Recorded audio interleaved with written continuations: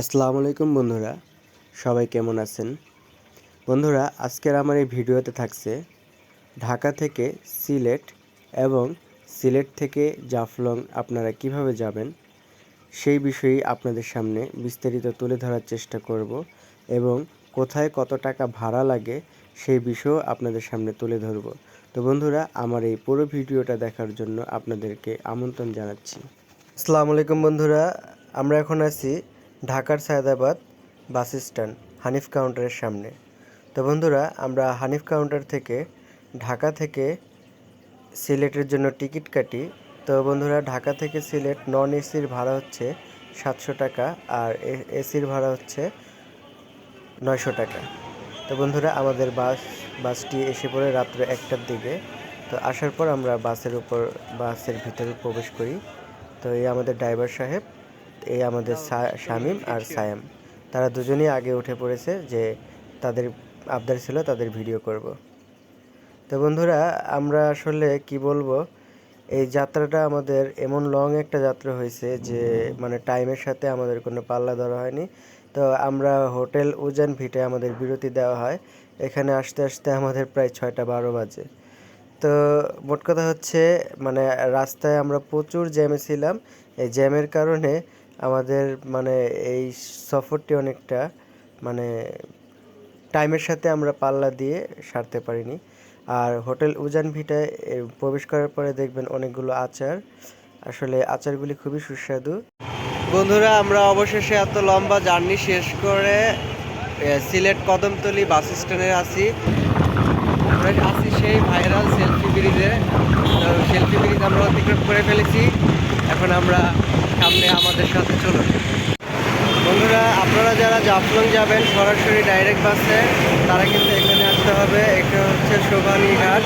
এই শোভানীঘাটে আপনাদের আসলে এখান থেকে গেটলক বাসের টিকিট কাটতে হবে। গেটলক বাসের জনপ্রতি টিকিট হচ্ছে 150 টাকা করে নন এসি। আর আপনারা যারা এসিতে যেতে চান তাদের হলো 200 টাকা। তো নন এসিটাই অ্যাভেলেবেল পাওয়া যায় আর এসিটা অ্যাভেলেবেল পাওয়া যায় না। তো ভাগ্য যদি ভালো থাকে তাহলে হয়তো আপনারা এসি বাস পেতে পারেন। তো বন্ধুরা, আপনারা যারা যাবেন তারা এখানে মানে গেটলকে যাবেন, তারা এখানে আসবেন। আর যারা আপনারা মানে লোকাল বাসে যেতে চান তারা কদমতলী বাস স্ট্যান্ড গেলেই ওখান থেকে বাস পেয়ে যাবেন।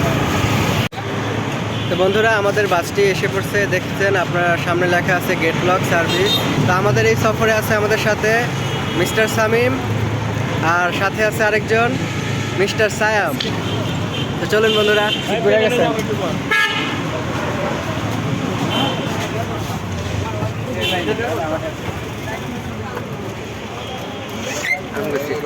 বন্ধুরা, আমরা এখন সিলেট শোভানীঘাট থেকে রওনা হয়েছি জাফলংয়ের উদ্দেশ্যে। তা আমরা আপনাদেরকে এই জাফলংয়ের পথে সিলেট শহরের মানে সিলেট শহরটাকে আপনাদের একটু দেখাবো।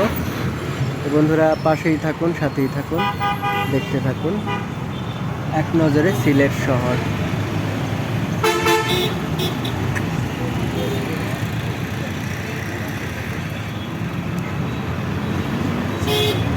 আসলে বন্ধুরা দেখুন, আমার এই যে শামীম ভাই, সে কিন্তু ক্লান্ত হয়ে ঘুমাচ্ছে। সারা রাত্র জেগে সফর করার কারণে ওরে বাবা একটা আচার খেয়েছি, ব্যাপার না। তো আসলে শামীম খুব ক্লান্ত, তাই ঘুমাচ্ছে। আপনারা দেখুন, সফর করলে এরকম ক্লান্তি হবেই, কিন্তু ক্লান্তির পরে আছে মন জোড়ানো, চোখ জোড়ানো এক অন্যরকম শান্তি।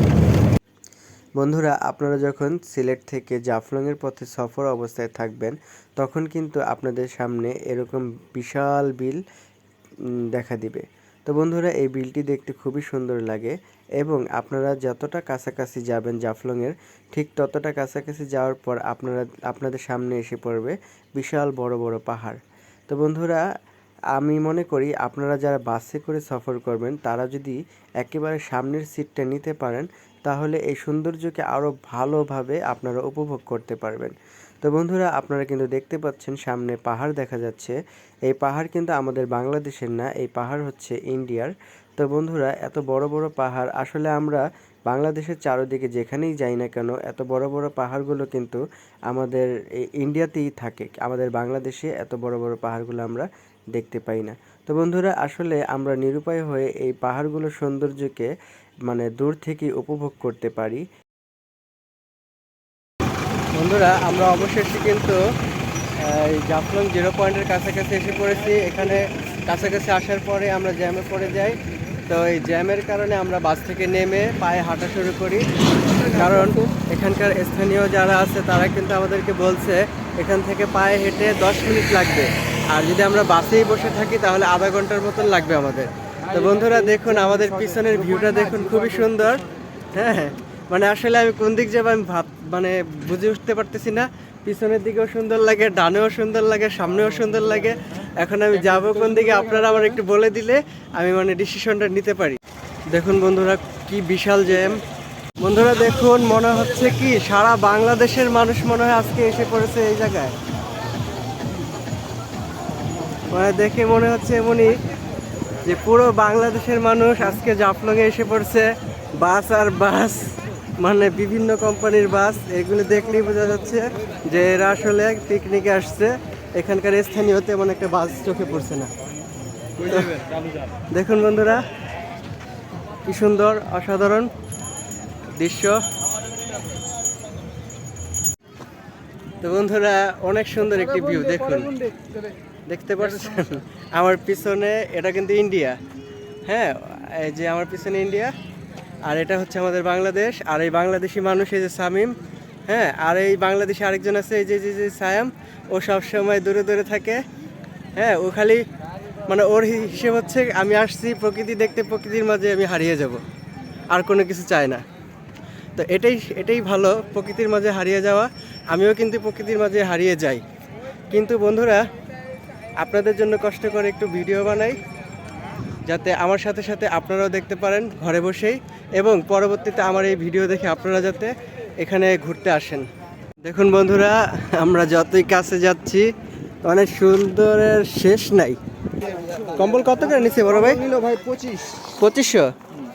ভালোই তো, 5-এর কম তো পাওয়াই যাবো না।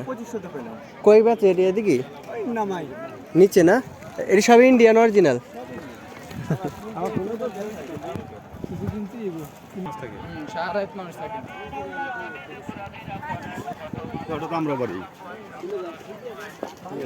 এখানে দেখুন লেখা আছে সামনে ভারত প্রবেশ নিষেধ। অসাধারণ একটি ভিউ, অসাধারণ অসাধারণ। মন চায় এখানেই সারাদিন কাটিয়ে দেই, সারাদিন না সারা জীবন কাটিয়ে দিতে মন চায় এখানে।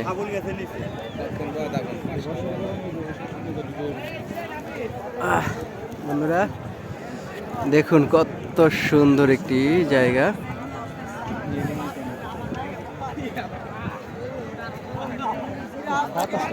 মানুষ আর মানুষ, দেখুন কত মানুষ, মানে লক্ষ লক্ষ মানুষ বললেও মনে হয় ভুল হবে, এত মানুষ। তো মানে ঠান্ডা মাথায় নিরিবিলি এখানে বসে আপনারা কিন্তু অনেক সুন্দরভাবে এখানকার মানে সৌন্দর্য উপর থেকেই, পুরো সৌন্দর্য আপনারা উপর থেকে উপভোগ করতে পারবেন। কিন্তু দেখুন বন্ধুরা, ওই যে মরুভূমির মতন দেখা যাচ্ছে, এটা কিন্তু মরুভূমি না। এক সময় বর্ষাকালে কিন্তু এটা পুরোটা পানি থাকে বন্ধুরা। দেখুন কত সুন্দর, মাশাআল্লাহ, এত সুন্দর আল্লাহর দুনিয়া, মানে সরাসরি না দেখলে বুঝতেই পারবেন না। বন্ধুরা দেখুন, পাথর আর পাথর,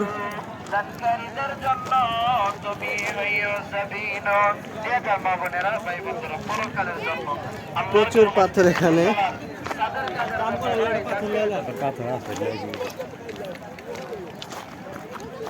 আজকে এই জায়গার যে সৌন্দর্য সেই জায়গার সৌন্দর্য মানায়। তো আমরা এখন জাফলং আছি, জাফলংয়ের সৌন্দর্য জাফলংয়েই, আর সাদা পাথরের সৌন্দর্য সাদা পাথরই। এটা কিন্তু ইন্ডিয়ার, এটা আমাদের বাংলাদেশের না।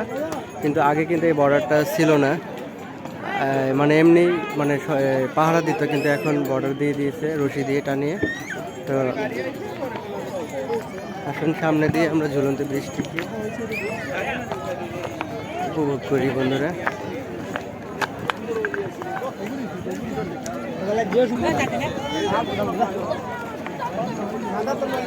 বন্ধুরা এখানে মানে দাঁড়িয়ে মানে অসহায়ের মতন তাকিয়ে থাকা ছাড়া আর কোনো উপায় নেই, কারণ ওটা হচ্ছে ইন্ডিয়া আর এটা আমাদের বাংলাদেশের ভিতরে পড়ছে।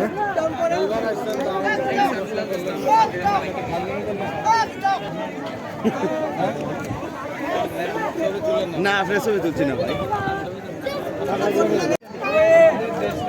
বন্ধুরা দেখুন আমরা এখন আছি জাফলং। দেখবেন যে আবার এক বছর আবার পাথর বাইরের দেশ থেকে ইন্ডিয়া থেকে কিনে আনা লাগে। আল্লাহর এই দুনিয়া প্রকৃতি কত সুন্দর দেখুন না আপনারা একবার, কত সুন্দর করে এই পৃথিবী আল্লাহ তাআলা সাজিয়েছেন, কত সুন্দর করে এই পৃথিবীটাকে প্রকৃতিটাকে সাজিয়েছেন দেখুন না। এদিকটা আবার নামবেন। আরে বাবুটা পড়ে গেছে রে, বাবুটা দূরে নামান, দূরে নামান।